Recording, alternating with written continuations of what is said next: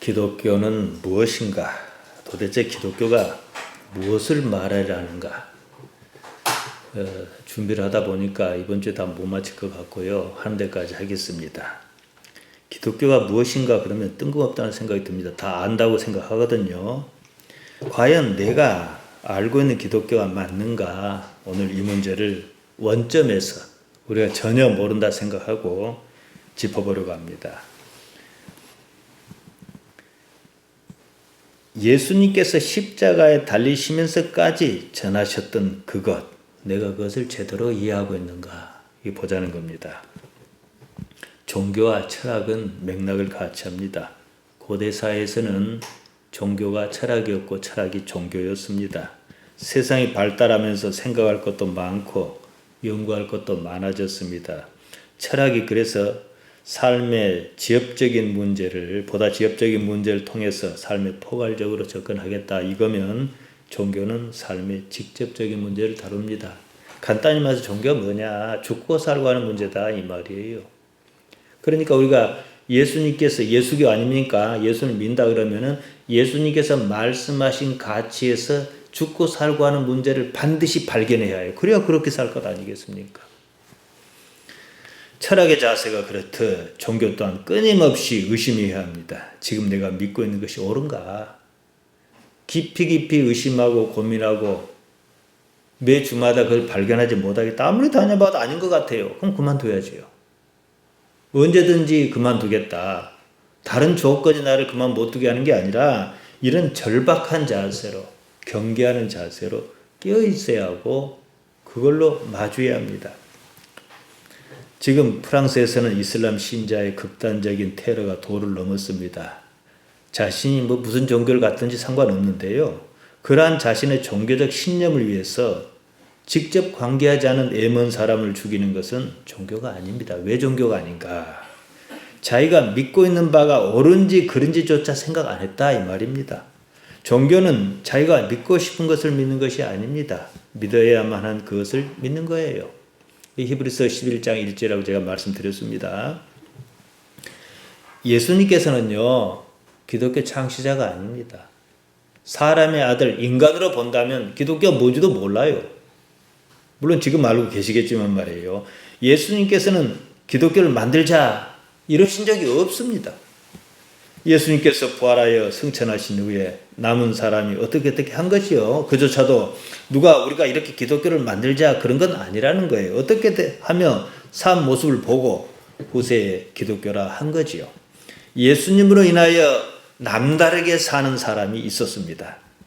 어느 순간에 그 가치를 따라 사는 것을 기독교라 하자. 누가 약속한 건 아니지만 이랬단 말이죠. 말씀드린 대로 예수님께서는 삶을 사는 방법을 가르쳐 주셨습니다. 그러니까 우리가 별소리를 해도 예수님께서 주신 말씀 그것이 나의 삶의 지표로 삼으면 딱 맞겠구나 하는 게 있어야 한다 이거죠. 천지가 만물을 창조하신 하나님, 전지전능하고 지극히 선하신 하나님, 지금도 여전히 섭리하며 모든 이의 삶에 관계하신 하나님, 그분이 아버지시다. 이게 예수님께서 주신 복음의 핵심입니다. 그것을 가르쳐 주셨죠. 우리에게 그 하나님을 너희 아버지라 이렇게 하셨거든요. 사실 이것이 복음입니다. 이러고 저러고 할 것 없습니다. 세상을 사는 내가 하나님을 아버지로 아는가 이 문제예요. 하나님을 아버지로 알기만 한다면 다 끝난 일 아니겠습니까? 내가 좀 힘들면 힘들다 그러고 우리가 육신의 아버지에게 그러듯이 그 이상이거든요. 육신의 아버지는 다 선한 것도 아니고 다 능력 있는 것도 아니지만 하늘 아버지는 아니 그러시거든요. 내가 알고 있는 기독교가 맞는가? 사람의 기억은요. 이미지 형태로 뇌에 남습니다. 그림처럼 남다 이 말이에요. 구구절절 이게 아니라 어떤 몽실몽실한 그림으로 남아요. 그 이미지는 기억의 파편입니다. 기독교에 대한 나의 기억 역시 그렇다는 거예요. 기억이라고 하는 것은요. 기억에 조각조각이 모인 거예요. 조각조각이 모여서 하나의 또 이미지를 만듭니다. 그걸 또 기억해요. 그리고는 그러한 기억이 완전체라고 생각한다는 거예요. 기독교에 대한 이미지 역시 그렇습니다. 우리가 가지고 있는 기독교의 이미지가 실제와 다를 수 있다. 지금 이거 말씀드리는 거예요. 자, 보세요. 뭐 정광훈 목사가 뭐 좋다 좋다 떠나서 정광훈의 기독교, 조용기의 기독교, 한경직의 기독교, 뭐 신천지도 하나님 어쩌고 하니까 이단이고 뭐고 떠나서 신천지의 기독교, 또 아무개의 기독교 이러면 어쩐지 같기는 같은데 뭐 좀 다르다는 느낌이 들지 않습니까? 너와 나의 신앙이 같기는 한데 좀 다른 것 같아요. 우리 교회와 어디 교회와 같은 하나님, 같은 예수님입니다. 그러기는 한데 똑같지는 않은 것 같아요. 그러면 다른 거예요. 그가 다르든지 내가 다르든지 둘 다 다르든지 기억이 다른 거죠. 정확히 말하자면 각기 기독교라는 기억이 만들어진 환경이 저마다 조금씩 다르다는 것입니다. 무슨 말이냐? 이렇습니다. 예수님께서 사역하시고 십자가를 지셨단 말이에요. 사흘 만에 다시 살아나셔서 얼마 계시다 승천하셨습니다. 이후에 교회가 어쨌든 생겨났어요. 교회가 생겨난 이유는 단순합니다. 예수님으로부터 보고 들은 바가 워낙 충격적이었단 말이에요. 그리고 그것이 옳다 싶었어요. 그래서 그것을 간직하고 전하며 그렇게 살자 이것이었어요. 죽음이 아무것도 아니구나 이런 인식이 생겼습니다. 사도행전을 보면 제자의 삶이 어떻게 변했는지 우리가 알 수 있지 않습니까? 죽음 문제를 해결하고 나니까 사는 것도 별것 아닌 거예요. 오로지 하나의 가치만 남았습니다. 하나님 아버지를 자신의 삶에서 현실화한 겁니다. 하나님의 나라가 이 말입니다. 계속 말씀드리겠지만요. 현실화한 하나님, 현실 세계에 나타나신 하나님을 예수님께서 어떻게 말씀하셨습니까?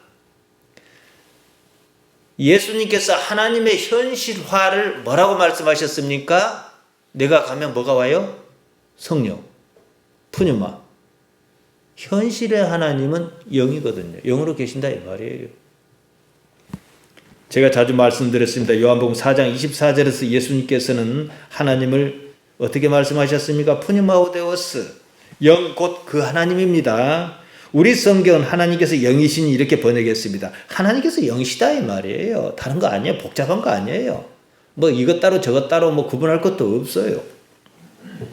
하나님께서 영이라는 사실과 더 중요한 사실이 있습니다. 하나님께서 영이시거든요. 더 중요한 사실이 뭐냐?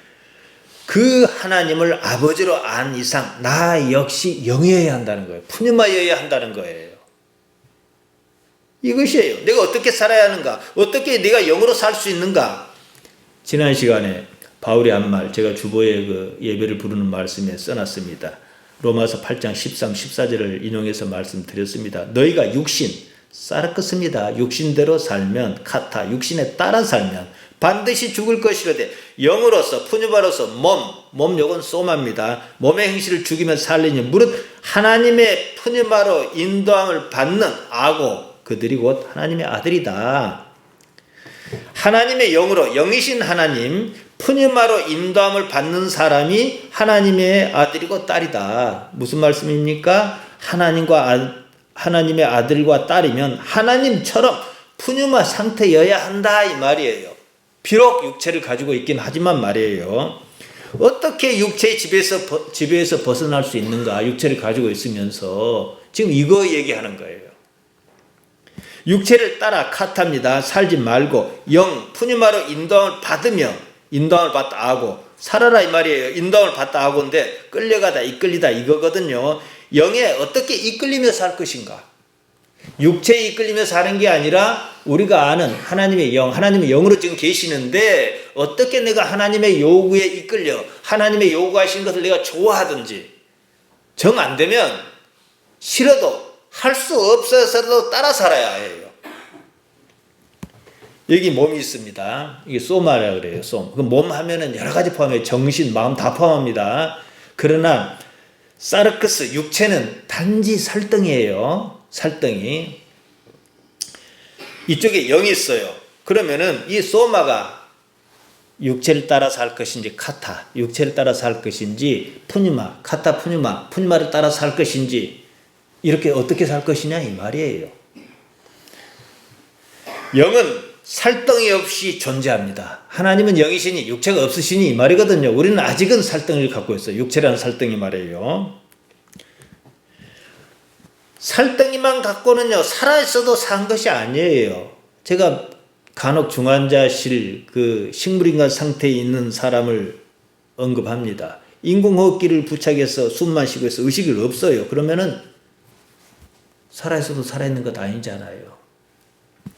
삶은 소마, 몸의 일입니다. 몸이 육체가 살덩이가 요구하는 것을 따라 그것을 이루며 살 것이냐, 영, 하나님, 푸뉴마의 요구를 이루며 살 것이냐, 이 문제라는 거예요.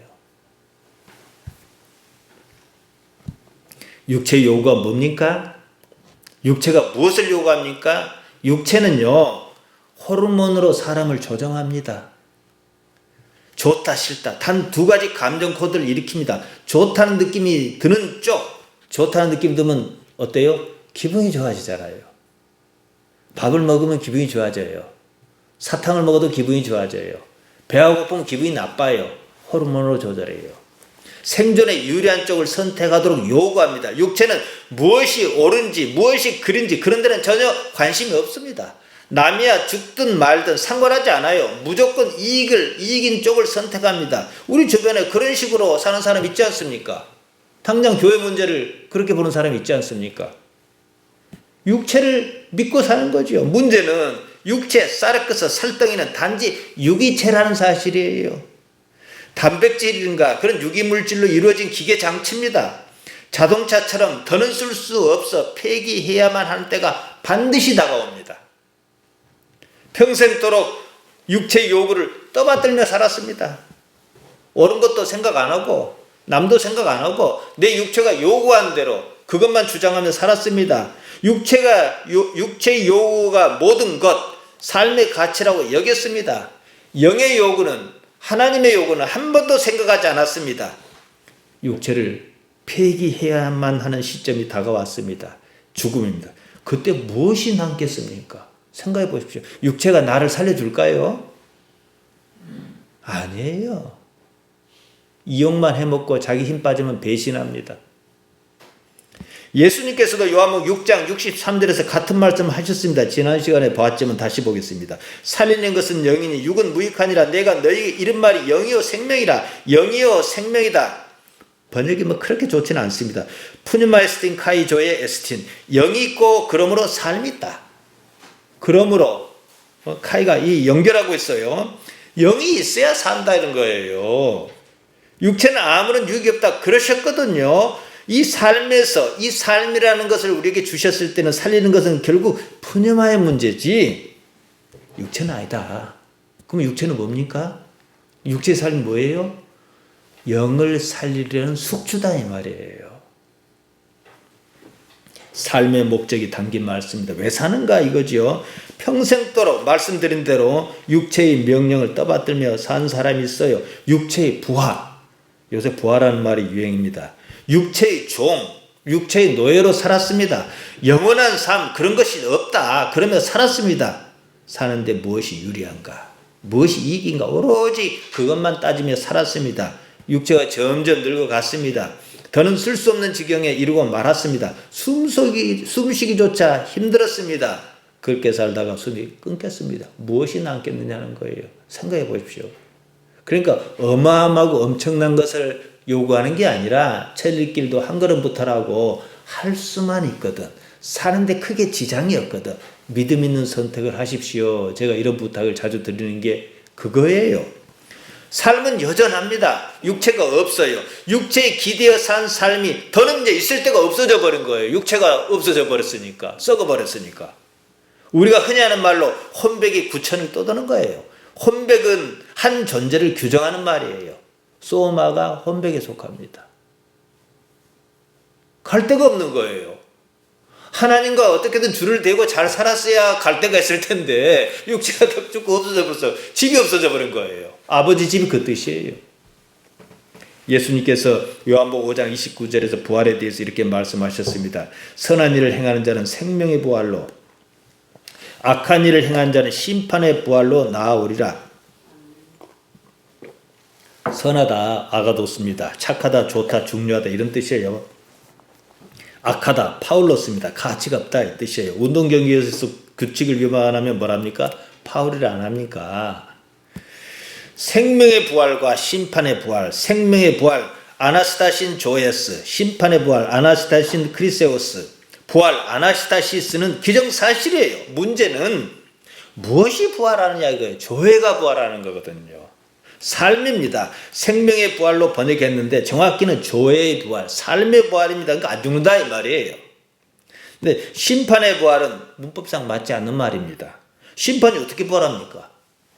삶이 아닌 삶이라는 뜻으로 그렇게 표현했지 싶습니다. 달리 방법이 없으니까요. 심판, 크리스스가 무엇이냐? 옳게 살았는지 어쨌는지 판단받는 거예요. 형사 문제로 법원에 가서 재판을 받는다 그럽시다. 재판을 받는 사실 자체가 문제가 있다는 뜻 아니겠어요? 형사 문제니까. 법원이 뭐 상주를 하고 불러다 사람 놓고 재판하지는 않습니다.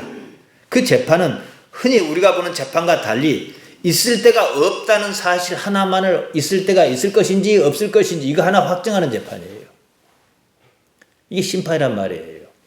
미국에는 배심원 제도라는 게 있지 않습니까? 배심원은요, 형량을 정하지는 않습니다. 단지 유죄냐 무죄냐 그것만 평가해서 결정합니다. 그래서 평가해서 결정하다 평결이라고 합니다. 배심원이 무죄라 하면은 판사도 어떻게 해볼 수가 없어요. 근데 유죄라고 하면 그제서야 판사가 어떻게 잘못했으니까 몇 년 산다든지 이렇게 정하는 거죠. 있을 데가 없다는 평결이 내려졌습니다. 이것이 크리스스입니다. 육체를 따라 살았어요. 육체의 요구를 떠받들며 살았어요. 육체가 죽어버렸어요. 있을 데가 없는 거예요, 이제. 근데 영을 따라 살았어요. 하나님을 최고 가치라고 살았어요. 하나님 좋아하시는 것은 나도 좋아하고 하나님 기뻐하시는 일 골라서 했어요. 하나님밖에 없는데 육체가 딱 떠나버렸어요. 있을 때가 있지요. 아버지 집입니다.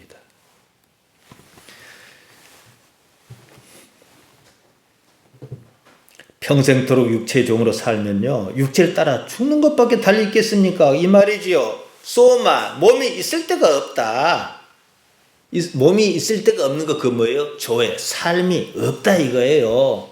삶 같지 않는 삶이란 말을 쓰지 않습니까?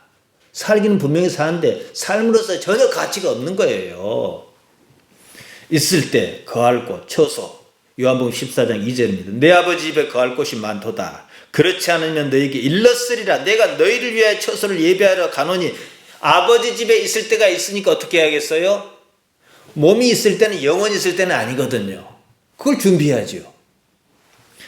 되게 이 말씀을 접하면 무슨 천국이 어쩌고 그럽니다. 전혀 그런 의미가 아닙니다. 천국은 좋은 데라는 관념이 작동한 거예요. 아픔과 슬픔이 없을 것이라는 생각 때문입니다. 중요한 것은요, 내 아버지 집이라는 말이에요. 아버지와 관계를 말합니다. 탕자의 비유가 그것 아니겠습니까? 아들이 나가서 탕자로 돌아왔을 때 아버지가 묻지도 않고 따지도 않고 왔다는 사실만 중요하게 여기고 반가워하며 맞아주지 않았습니까? 반면 큰아들은 나가지도 않고 그게 있었지만은 자기 혼자 불만스러웠어요.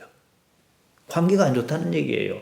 그러니까 큰아들은 아버지 집에 있어도 있는 것이 아니고, 작은아들은 비록 실수는 했지만 아버지 집의 소중함을 알고 그리워했던 사람이다 이거예요. 거할 곳 모네입니다. 처소 토포스입니다. 모네는 메노에서 온 말입니다. 머물다는 뜻입니다. 그러니까 거할 곳이란 말, 모네는 집과 같은 거처를 말한 게 아닙니다. 무슨 맨션이니 아파트니 아니에요. 있다는 사실을 말합니다. 처소로 번역한 토포스도 마찬가지로 쓰였습니다. 보통 처소 자리를 가리키는데 같은 의미를 반복해서 쓰는 거야. 어떤 의미를 지향하기 위해서 집, 거처, 처소 어떤 걸 지향한다 이거죠. 그러니까 예수님께서 이 말씀하신 의도는 무슨 아파트라든지 그런 주거지 개념을 말씀하신 게 아니에요. 육체가 없는 영이 무슨 아파트가 필요하겠습니까? 존속의 근거를 말씀하신 것입니다. 존속의 근거가 아버지다 이거죠. 아버지 집이란 말에서 집이란 말 오이키아인데 집인데 정확히는 주거의 근거를 말하는 거예요. 예수님께서 세 단어를 번갈아 쓰셨습니다. 집, 거처, 처소, 오이키아, 모네, 토포스. 물론 문자적으로도 쓸 수가 있는 말이에요. 하지만 각기 다른 세 단어가 공통적인 의미를 지향해요. 우리가 어떤 걸 설명할 때 말을 바꿔가면서 어떤 목표를 지향하는 말을 쓰지 않습니까? 마찬가지예요. 내 아버지 집이란 예수님으로 인하여 아버지와 함께하는 것, 하나님 아버지와 어떤 관계인지 이것을 말합니다. 아버지에게는 육체, 사르크스, 살덩이가 없습니다. 이 삶에서 몸이 소마가 무엇을 지향해야 하는지 그것을 지금 말합니다. 우리가 구원하다, 구원받다 이런 말 잘 쓰지 않습니까? 소조입니다. 몸이라고 번역한 말 소마가 여기서 온 말입니다. 따라서 몸, 소마는 살덩이 아니라 삶 그 자체를 말해요. 삶의 근거가 무엇이냐 이거죠. 삶의 근거가 하나님 곧 푸념하면 그 역시 푸념하러 사는 거예요. 비록 아직은 이 신체를 갖고 있지만 말이에요.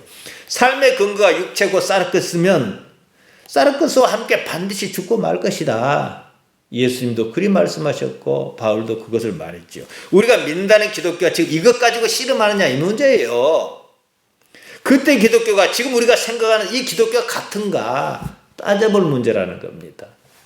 우리가 흔히 기독교라 생각하는 것은요, 교회 나가면서 부딪히며 접한 기독교입니다. 우리보다 앞서 신앙생활한 사람의 기독교라는 관념에다 지금 기독교가 한층 한층 쌓이면서 만들어진 형태지요. 이렇게 세월이 한참 지났습니다. 세월이 지나다 보면 원래 기독교가 가졌던 가치가 전혀 없는 것은 아니지만 마치 물타기한 것처럼 좀 변해 있어요. 삶의 형편에 따라 사람의 이해와 요구와 개입했기 마련입니다. 최근에요, 프란치스코 교황이 결합한 동성애자의 인권을 거론했습니다. 천주교는 남녀 결합에 대해서 매우 보수적 입장 아닙니까? 천주교 수장이 그런 말을 하였다는 것은 삶에 대한 이해가 조금씩 바뀌고 있다 이런 뜻입니다. 과거 우리나라에서 교회 모습이 어땠습니까? 남녀 7세 부동석이라고 교회에서 남녀가 동석할 수 없었습니다. 그래서 예배당을 기역자로 만들었어요. 한쪽에 남자 한쪽에 여자. 좀 있으니까 좀 그렇고 교회 짓기도 어려우니까 커튼 교회, 한가운데로 커튼을 딱 쳐놓고 한쪽에는 남자 한쪽에는 여자 했단 말이에요. 그때는 당연시 하던 것이 오늘날은 이상한 풍습일 수밖에 없습니다. 사회는 이렇게 변하는 거예요. 지금 우리로서는 남남 결합이니 여여 결합을 도무지 상상할 수 없습니다. 말만 들어도 상당히 불편합니다. 앞으로는 그러지 않는다는 보장은 없어요. 지금 남녀 7세 부동석을 주장하며 기역자 교회를 건축하겠다 그럽시다. 다들 꼬리타분하다. 저 얼마나 꼴통들이 있을까 싶어서 교회에 아무도 안 나올 겁니다. 아마. 추세가 어떻게 바뀌든요, 바뀌지 않아야 하는 게 있어요. 예수님께서 제시했던 삶의 가치는 그때나 지금이나 영원히 변함이 없어야 합니다. 삶의 기반은 육체, 사르크스가 아니다, 영이다 이것이에요. 왜? 육체는 반드시 죽게 마련이고 또한 하나님께서는 영으로 계시기 때문이다. 영원한 것은 소마다, 육체가 아니다. 몸이다. 왜냐? 몸으로 부활 했거든요. 부활도 영생도 몸의 소마의 일이지 사르크스의 일은 아닙니다. 지금 우리 삶에서는 몸이 어느 쪽에 기댄 삶을 살아야 하는지 기독교의 근본 가치는 이것입니다. 기독교 신앙을 가졌다는 사람 대부분에게 기독교는 기억을 여기저기서 모아다 재구성한 이미지입니다. 장님이 코끼리에 대한 이미지를 재구성한 것 같습니다. 장님이니까 코끼리를 본 적이 없어요. 손으로 만져 느낍니다. 그 느낌을 가지고 이미지를 구성합니다. 한 사람은 코끼리 배를 만지고 넓적하던 느낌을 확보합니다. 또 다른 사람은 코끼리 여행이 꼬리를 만졌어요. 가늘고 길다는 느낌을 확보합니다. 또 어떤 사람은 코끼리 다리를 만지고는 기둥과 같다 이런 느낌을 확보합니다. 세 사람이 각기 확보한 이미지를 조합하면 우리가 아는 코끼리의 모습이 결코 나오지 않습니다. 이상한 괴물이 나와요. 왜냐? 누구도 코끼리의 완전체를 본 적이 없기 때문입니다. 지금 기독교라는 게 딱 이 수준이에요. 그러니까 저 사람은 저 말하고 이 사람은 이 말하는 거예요. 그리고 어떤 사람은 하나님 까불면 죽어 하는 기독교가 있는 거예요. 각기 자기 주장이 옳다고 그럽니다. 이슬람 극단주의자가 마호멧을 어쨌다고 사람을 죽이고 그런 것과 무엇이 다르냐는 거예요. 사람은요, 이미 가지고 있는 기억을 바탕으로 기억을 재구성합니다. 기억은 어차피 이미지예요. 그림덩어리예요. 가지고 있는 기억이 완전하지 못하면 재구성하는 기억이 완전할 수가 없는 거예요. 다른 한편으로 그 기억은 그때 기억으로 온전히 존재하지도 않습니다. 세월을 살면서 부딪히는 여러 가지 경험이 기억이라는 이미지에 막 또 섞여요. 생각이 섞입니다. 지금 각자 생각하는 기독교라는 이미지가 이런 식이에요. 그러한 자기 관념을 버리지 않으면 아무것도 보이지 않습니다. 괴물만 보입니다. 장님이 코끼리를 만진 느낌을 조합한 그 코끼리 말이에요. 지금 기독교 어떻습니까? 동성애를 반대하는 것이 기독교인 것 같습니다. 좀 불편하긴 해요. 저도 원치는 않아요. 민주주의냐 공산주의냐 그런 판단이 마치 기독교의 가치인 것처럼 생각하기에 이르렀다는 거예요. 그런 것은 좆든곧든 삶의 방식이에요. 사회가 합의하면 그만이에요. 우리 대한민국 국민의 국민투표 했더니 민주주의 해봤더니 별 점이 없더라. 공산주의 합시다. 그러면 그렇게 하는 거예요. 기독교 가치는 아니에요. 예수님께서는 부활의 때에는 누가 누구 남편이고 누가 누구 아내냐 그런 문제가 아니다 그러셨어요. 그런 것은 그 시대의 선호의 문제입니다. 대부분 착각하는 것이 있습니다. 자기가 하나님을 지키겠다고 칼을 들고 설친다는 거예요. 그러는 자기는 옳으냐 이 문제에 대해서는 한 번도 고민한 적이 없습니다. 자기 주장에 따라 칼을 가지고 애먼 사람 목을 찌르는 것이 무슨 신앙입니까? 십자가 사건이 있던 밤이었습니다. 베드로가 칼을 들고 설쳤습니다. 예수님을 사랑해서 그랬겠지요. 순수한 마음이었을 것입니다. 하지만요, 만일 베드로의 행동이 그대로 먹혔다면, 성공했다면 하나님의 존재 가치는 무엇이란 말입니까? 무슨 생각이 있어야지요. 내 힘으로 내 능력으로 세상을 지킬 수 있다면 자기 자신이 신앙의 주체인 거예요. 여기서 도약하지 못하면 아무리 잘해도 자기가 하나님을 선택하고 만든 그것일 수밖에 없는 겁니다.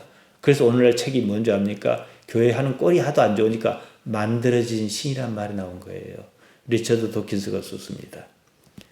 사람들은 저마다 자기 원하는 대로 하나님을 만들었고 믿는다고 야단이라는 거예요. 그런 신이 어디가 있냐는 거예요. 하나님께서 인간을 만들고 통치하셔야지. 하나님을 자기 생각 안에 가두는 거예요. 지금 대부분의 신앙인 의식 수준이 이겁니다. 자기 생각에 갇혔습니다. 어째서 자기를 부인해야 한다는 말인지 고민도 안 하고 생각도 안 하고 그럴 생각도 없습니다. 예수님께서 부활하여 승천하셨습니다. 자연스럽게 교회가 생겨났습니다. 그때는 어떻게 하면 예수님의 가르침을 잘 보존하고 따를 것인가? 이것이 최대의 관심이었습니다. 철학이 그렇듯 종교 역시 언어의 이해가 절대적입니다. 종교가 전하고자 하는 가치가 말에 담겼기 때문에 이때 말, 가치를 담은 말, 로고스입니다. 요한복음 8장 43절에 예수님께서 이리 말씀하셨습니다. 어찌하여 내 말을 깨닫지 못하느냐? 이는 내 말을 들을 줄 알지 못함이로다. 당신을 믿지 못하는 유대인에게 그러셨거든요. 말이라고 번역한 말 앞에 한 번, 뒤에 한 번 두 차례 나옵니다. 앞에 나오는 말 랄리아, 이야기입니다. 뒤에 나오는 말 로고스입니다. 논리나 이치를 뜻합니다. 원문은 이렇습니다. 디아티 텐 랄리아, 어째 내가 하는 이야기를 테네멘 우 기노스케테 알아차리지 못하느냐? 호티우 디나스데 에크웨인 아쿠에인, 이는 경청할 능력이 없음이로다. 톤 로곤, 톤 에몬, 내가 하는 로고스, 논리의 말을 의미에 맞게 번역하면 이랬습니다. 어째 내가 하는 이야기를 너희는 알아차리지, 기노스코입니다. 알아차리지 못하느냐? 이는 너희가 내가 전하는 논리, 이치를 들을 역량이 없다. 그럴 의지가 없다. 이 말이에요. 그래서 제가 오늘 드리고 싶은 말씀 이거예요. 하나님을 아버지를 알려고 하는가? 알려고 하는 것이 매우 중요합니다. 첫걸음이거든요. 내가 많은 말로 삶에 대한 무슨 이치를 말했는데 너희가 그것을 이해하려고 시도하지도 않는다. 그런데 어떻게 깨닫겠느냐? 이 말씀입니다. 예수님께서 하시는 말씀에서 세상 사는 이치를 깨달아 그렇게 살겠다. 그런 의지가 없는데 어떻게 깨달아 알 수 있겠느냐? 어떻게 깨달음의 경지에 도달할 수 있겠느냐? 이 말씀입니다. 할 수 없음에 대한 가장 큰 난관, 문제가 뭔지 아십니까? 그에 앞서 하려고 하지 않은 것이에요. 불의야 비불능이하라. 하지 못하는 것은 능히 하려고 하지 않은 때문입니다. 예수님께서는 세상 삶이 무엇인가 하나로 통하는 그 이치, 로고스를 말씀하셨습니다. 복음입니다. 문제는 예수님께서 아무리 애써 말씀하셔도 사람이 귀 기울여 깨달으려 하지 않는다는 데 있어요. 결국은 불의야 비불능이야 소용없는 일이고 만다 이 말씀입니다. 예수님께서 이러저러한 난리야 이야기를 하셨습니다. 그러면은 스토리 맥락을 따라가려고 해야 해요. 그래 놓고 거기서 로고스, 논리, 이치를 추출해 내겠다. 깨달아 알겠다. 이렇게 애써야 한다는 말씀입니다. 여러분, 교회에서 사용하는 여러 가지 단어가 있지 않습니까? 천국과 지옥, 구원과 심판, 복, 진리와 자유, 죄와 의와 심판, 심판이라는 말을 제가 또 했네요. 영생과 부활, 사랑과 평화, 영과 혼과 육, 이런 각기 다른다는 개념이 한 가지로 딱 통해야 해요. 그래서 사실 이걸 지금 말씀드리려 한 건데 서론이 좀 길어졌습니다. 다음 주에 이어서 말씀드릴 겁니다. 교회 전도 하면 흔히 듣는 말, 요새는 좀 식상해 합니다만은 예수 천당 불신지옥 아니겠습니까? 거기다 어째서 십자가는 붉은색이어야 하는지, 우리 예배당은 흰색입니다. 이해하기 어렵습니다. 예수님께서 흘리신 피가 붉은색이라고 해서 그런 건지 신학적이지도 않습니다. 십자가의 의미는요, 죽음이 아니에요. 삶입니다. 영원한 삶이잖아요. 예수 천당 불신지옥 이 말은 원래 최봉석 목사, 나중엔 최건능이라고 이름을 바꿨습니다. 처음 쓴 말입니다. 그가 생각한 천국은 불교에서 말한 극락 개념과 하나도 다르지 않습니다. 지옥은 더 똑같아요. 얼마 전에 말씀드렸습니다만 유대교든 불교든 기독교든 모든 종교의 뿌리가 사실상 조로아스터교라 할 수 있습니다. 천국과 지옥, 선과 악, 천사와 마귀 이런 이분법 개념이 다 거기서 나왔습니다. 그러면 쉽거든요. 천국에 반대하는 개념이 지옥인데요. 지옥 개념은 삶이 지옥 같으니까 나온 말이에요. 다른 게 아니에요. 복음서에서 예수님께서 말씀한 지옥이 원어로 뭐라 했습니까? 게hen나라 말씀드렸습니다. 히브리어로 골짜기를 뜻하는 가이와 가나안 땅에 살던 여부스 사람으로 보이는 흰놈에서 유래한 말이다. 제가 말씀드렸지요. 원래 말은 그러니까 게이 흰놈이에요. 히브리 말로. 흰놈의 골짜기다 이 뜻이에요. 흰놈의 골짜기가 왜 지옥이냐 이 말이에요. 예루살렘 남동부에 있는 골짜기 이름입니다. 구약시대 이방인이 거기서 자기들 방식대로 우상에게 제사했습니다. 불로 이글거리는 우상의 팔에 아이를 산채로 던졌습니다. 그때 아이의 울음소리가 지옥 같았습니다. 이런 제사 제도는 세계 도처에 있어요. 남미 같은 데는 막 제물로 사람을 바치려고 막 가축처럼 사육하고 그런답니다. 사람이 산채로 심장을 꺼내서 바쳤어요. 그 사람에게 지옥 아니고 그게 뭐겠습니까? 거의 이 개념입니다. 흰놈의 골짜기, 게이 흰놈이 헬라어로 넘어오면서 음가 그대로 표기해서 게헨나다 이렇게 쓰였습니다. 문제는 게헨나가 지옥이라고 번역한 게헨나가 우리가 생각하는 지옥과 다르다는 거예요. 문제는요. 유대 사람은 흰놈의 골짜기를 저주하여 거기다 쓰레기를 막 갖다 버렸습니다. 동물의 사체며 처형당한 범죄자의 시신까지 마구 버렸습니다. 그러니까 까마귀 때도 올 것이고 그 짐승도 올 것이고 할 거 아니겠습니까? 그러니까 게헨나에 대한 유대인의 이미지는 뭐예요? 더럽고 혐오스러운데 우상제물을 바치던데 이런 거 아니겠습니까? 삶의 형편이 매우 좋지 않으면 거기다 비유했죠. 우리도 그러지 않습니까? 지옥이 따로 없다 그러지 않습니까? 성경에서는 흔히 교회에서 생각하는 그런 지옥 개념이 없습니다. 그 개념은 조로아스터교에서부터 시작해서 불교를 타고 교회 들어와서 원래 불교도 그건 아닌데 나중에는 칠산지옥이니 뭔 지옥이니 막 생겨났어요. 좀 겁을 줘야 절에 나올 거니까. 지금 교회도 그런 용도로 쓰잖아요. 지옥 개념은요. 천국이 얼마나 좋은지 그것을 강조하는 용도 외에는 아무런 의미가 없습니다. 그럼 천국이 무엇이냐? 예수님 믿고 천국 가자 그럽니다. 예수님 믿고 복 받자. 이것이 교회의 뼈대예요. 여기서 천국은 다른 아무 뜻도 없습니다. 그냥 좋은 데란 뜻이에요. 한번 생각해 보십시오. 그 좋은 데 가면 과연 좋을까요? 천국 가서 뭐하고 살게 해요? 아무도 답 못해요. 제가 코스코라는 대형 매장에 처음 가봤을 때입니다. 높은 천장에 물건이 어마어마하게 쌓여있어서 천국이 따로 없었어요. 막 과자도 이렇게 있고 그냥 보통 이렇게 팔아요. 보통 매장에 가면 어떻게 합니까? 보기 좋게 상품이 조금씩 쌓여있고 떨어지면 점원이 채우고 하지 않습니까? 처음 거기를 갔을 때 입이 떡 벌어졌어요. 우리가 흔히 생각하는 천국은 이런 거예요. 근데요, 여러 차례 거기를 다녔습니다. 차츰 익숙해졌습니다. 그때만큼 입이 떡 벌어지지 않아요. 이제 돌아다니는 것이 귀찮아요. 어디 무엇이 있는지 아니까 필요한 물건만 얼른 집어서 옵니다. 죽어서 우리가 상상하는 그런 천국에 갔다 합시다. 하루 이틀도 아니고 맨날 그 좋은 데서 삽니다. 그러면 좋을까요? 어렸을 적에는 꽁보리밥을 먹고 살았습니다. 저도 진짜로 먹었거든요. 그 밥도 없었던 때가 있었습니다만은 쌀밥 한번 먹어보는 것이 소원일 정도였습니다. 명절이나 제삿날에 한 번씩 쌀밥 먹는 경우 있지 않습니까? 그럼 또 제사는 또 왜 그렇게 늦게 하는지 안 자고 기다리고 하다가 졸다가 얻어먹고 안 합니까? 그때 쌀밥은요 천국 맛이었습니다. 지금 쌀이 그때 쌀보다 훨씬 더 좋습니다. 그래도 그때 그 맛을 못 느낍니다. 아무리 천국이 좋아도 계속 좋으면 천국 아니에요. 천국이 아니라 무엇이겠습니까? 도로지옥입니다. 천국이 천국이려면 한 번씩 지옥 불구덩이에 들어갔다 와야 합니다. 지옥 불구덩이에 있다는 것은 그 천국은 천국이 아니다 이 말이에요. 지옥 불구덩이 없어도 문제입니다. 거기서 어떻게 삽니까? 지루해서 말이에요. 오늘날 우리나라가 경제적으로 부유해졌어요. 모든 국민이 잘 삽니다. 자동차 없는 집이 없어요. 다 잘 살아요. 코로나 때문에 어디를 못 가니까 몸살이 나버려요. 지루해서. 살만하니까 그런 거예요. 근데 이것보다 더 지루할 텐데 거기서 어떻게 살겠다고 천국 가자 그러는지 이것은요 악담이에요. 좋다는 느낌을 충족하려면요 천국의 쾌감을 계속 유지하려면 그 느낌을 등가속 이상으로 계속 받아야 해요. 불가능합니다. 있을 수 없는 일이에요. 이런 생각을 한 번도 해본 적이 없습니다. 그러면서 천국 가자 그럽니다. 그러니까 자기는 가고 싶은 생각이 없다 이 말이에요.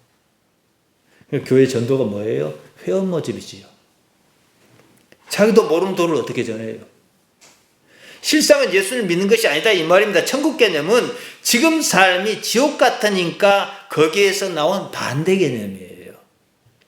천국은 한자 표기입니다. 하늘나라지요. 바실레이아 톤 우라논. 하늘나라나 천국이나 같은 말입니다. 나라를 뜻하는 바실레이아는 당시로서는 영토 개념이 아니라 통치 개념으로 쓰였습니다. 어째서 이 말이 나왔는가를 생각해 봐야죠. 유대민족은요 나라를 가져본 경험이 아주 짧습니다. 사실 다윗도 나라가 다 제대로 갖춰지지 않았어요. 이제 솔로몬 때 반짝 그러고 그 아들 때 르호보암에 가서 이리저리 쪼개지고 바벨론으로 잡혀가고 나라가 거의 없었어요. 지금 이스라엘에서 나라는요 지금 현재 이스라엘밖에 없어요. 거의요. 1948년에 비로소 국가를 선포했는데 제2차 세계대전 이후에 땅을 야금야금 사다가 이제 이스라엘이라 한 거예요.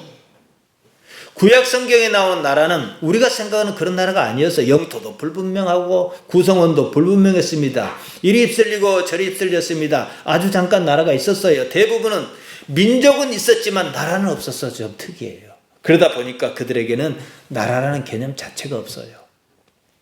세계 도처에 지금 유대인이 널려 있습니다. 그중 일부가 팔레스타인, 이스라엘 땅에 거주합니다. 이러한 사실은 그들에게 나라 개념이 어떠한가? 그들은 미국에 살아도 유대인이고 프랑스 살아도 유대인이에요. 나라보다도 민족이 더 중요해요. 지금 이스라엘이라고 하는 나라는 유대민족을 받쳐주는 구실을 해요. 뭐가 같습니까? 주민등록을 맡아주는 면사무소 같은 데예요. 하물며 예수님께서 사회 가실 때는 어떻게 했습니까?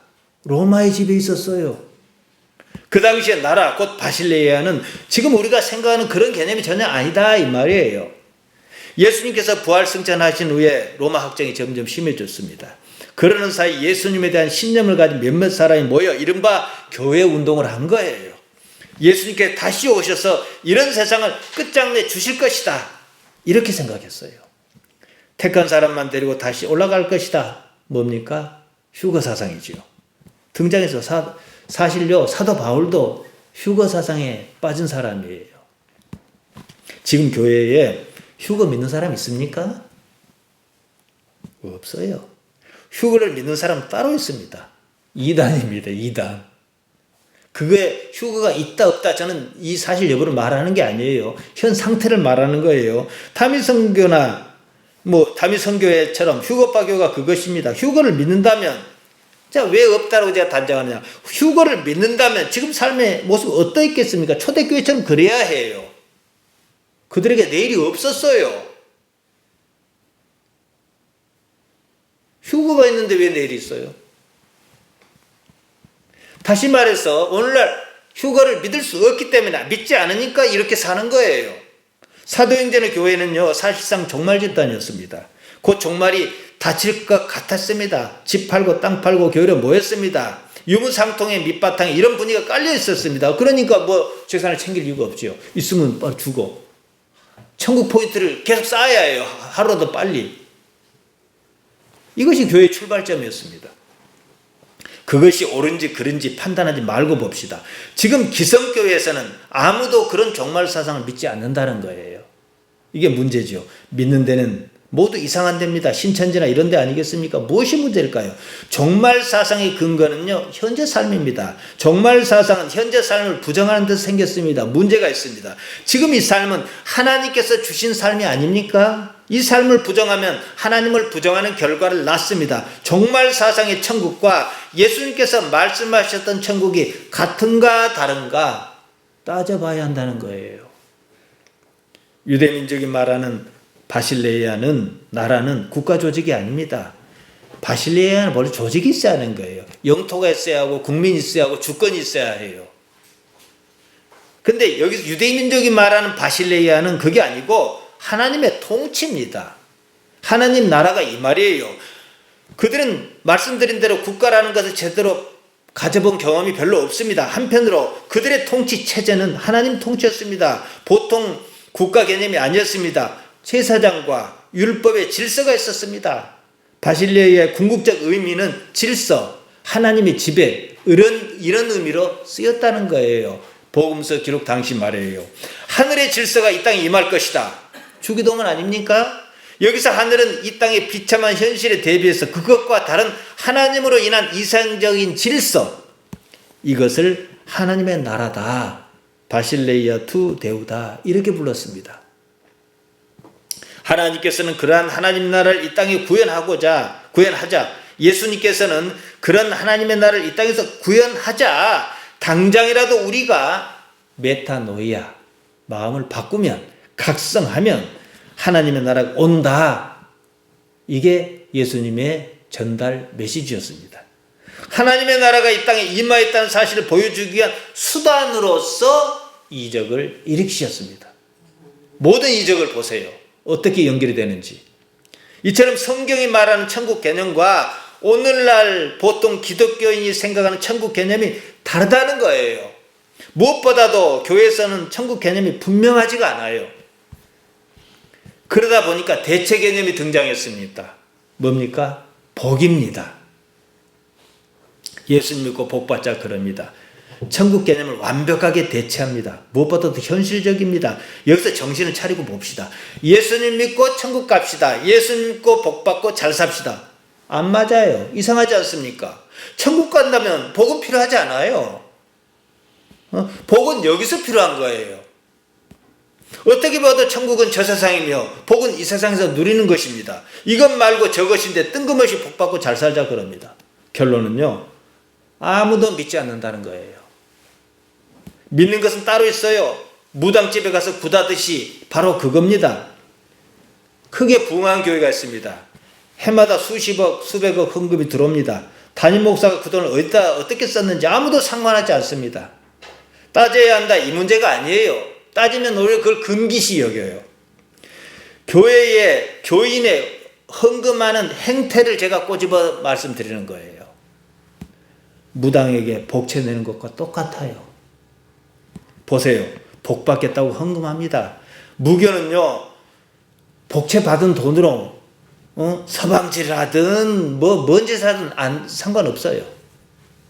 뭐 작은 각시를 데리고 살아도 나한테 복만 좀 돼요. 그건 내가 안 따집니다. 무당이 그 돈으로 술집과 술판을 벌리든 부동산 투기를 하든 상관 안 해요. 내가 돈 냈으니 복 받으면 그만이요. 거래입니다. 한국교회가 무당집하고 똑같아요. 그래서 그런 일이 있는 거예요. 심각합니다. 천국 없어요. 그 교회가 말하는 천국 말이에요. 강단도 천국이 없고 교인도 천국을 원하지도 않아요. 개념이 없는데 어떻게 원해요? 오늘은 여기서 정리하고 다음 주에 이어서 말씀드리겠습니다. 정말로 내가 예수를 믿긴 하는 것인가? 무엇 때문에 믿겠다는 것인가? 생각은 좀 해야지요. 기독교란 하나님을 간절히 바라는 거예요. 하나님을 최고 가치로 여긴 겁니다. 하나님께서 지금 내 삶에 이미 나타나 계시는데 내가 둔해서 그걸 잘 모르겠는 거예요. 그래도 알겠다는 거예요. 지금 하나님 없는 세상에 우리가 삽니까? 하나님 없다는 것 자체가 성경이 말하는 개나 지옥이에요. 무슨 일을 만나든지 하나님 아버지를 생각하시는 그런 삶을 사시기를 바랍니다.